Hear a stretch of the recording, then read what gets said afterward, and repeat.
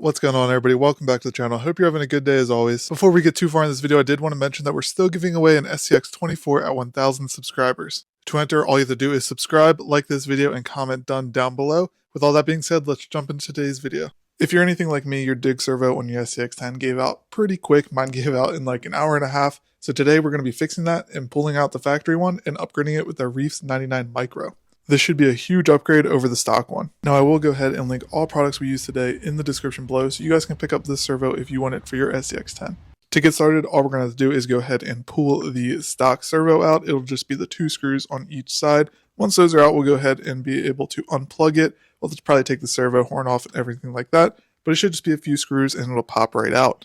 And just like that, we got the servo out and it's time to go ahead and put the new one in. Now we'll have to do something a little bit different with the servo horn on this REEF servo, but I'll show you that in a second. Now let's go ahead and toss this new servo in. It'll basically be the same steps we just did, but reversed. We're going to go ahead and just kind of soft mount this so we have it in the correct location, and then we'll get the servo horn all figured out. So we're going to go ahead and use this plastic servo horn that came with the servo, but first we're going to go ahead and plug it in and turn it on so it does this little auto center thing just to make it a little easier for us. Then we're going to go ahead and put the servo horn on and we're going to make it line up as good as possible with the arm that comes off that controls the dig function. And then we're just going to go ahead and use one of the screws that came with the servo to mount the horn to that arm there. And you should be pretty much good to go. Now we have to set our endpoints. If you forget to set your endpoints, that is what leads to burning out these servos early. And that's why you want to go ahead and do that now that we've installed a brand new servo. Setting endpoints is actually pretty simple and there's just a few steps to it. So for starters, you're going to want to go ahead and make sure that everything is turned off to get started.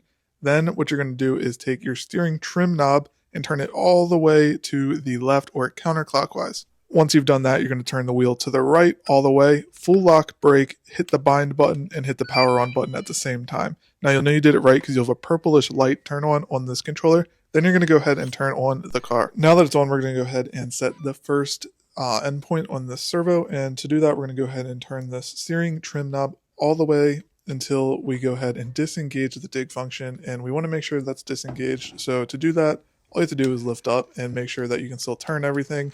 That'll just let you know that the dig is not engaged. Once you've done that and you're happy with it, press bind and that'll set the first endpoint.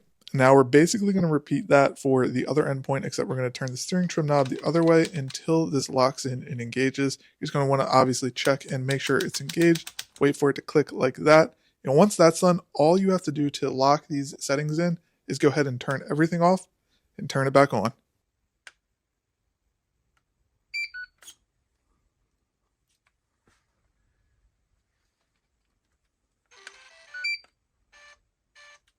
Now that it's back on, you can go ahead and test your dig servo out, make sure the endpoints actually work, give it some throttle. As you can see, it worked for this. So let's go ahead, toss it on the ground and just confirm it works with a little bit more speed. As you can see, the back locks up again. It's simple as that. Now we have a very reliable dig servo in our SCX10. Now hopefully this video helped you out. As always, thank you guys so much for watching and I'll see you in the next one.